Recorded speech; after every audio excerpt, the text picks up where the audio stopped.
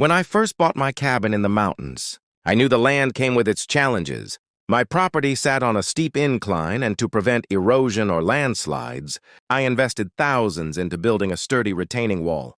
It wasn't flashy, just stone and concrete, but it was solid, functional, and most importantly, safe. But the HOA, always eager to interfere, claimed the wall didn't match the natural aesthetic of the community. I explained it wasn't decorative. It was essential, but they didn't care. After months of letters, threats, and fines, I refused to tear it down, knowing the risks of removing it. Then one day, while I was away for work, they hired a crew and demolished the wall without my consent. I came home to find the slope bare, dirt exposed, and my patience worn thin.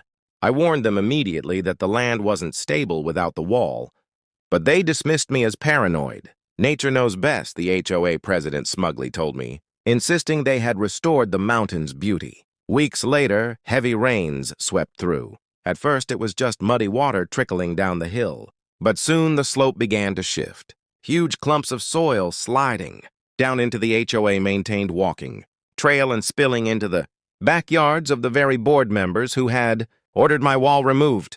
They called me in a panic, as the hillside cracked and chunks of earth threatened their properties. One board member's deck actually collapsed under the weight of the shifting mud. I reminded them that I had warned them repeatedly, but they hadn't listened.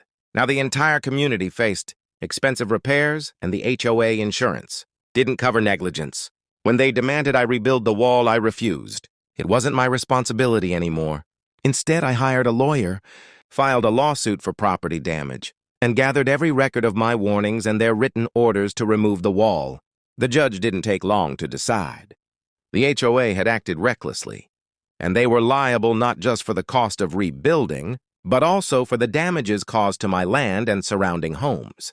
The same smug president, who lectured me about natural beauty, ended up resigning in disgrace, and the HOA was forced to triple its dues to cover the financial fallout.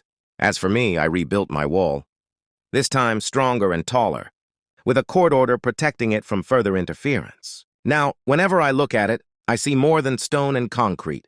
I see the stubborn proof that common sense always outlasts arrogance, and sometimes the mountain itself has the last give. Exactly image prompt for relativistic HD image.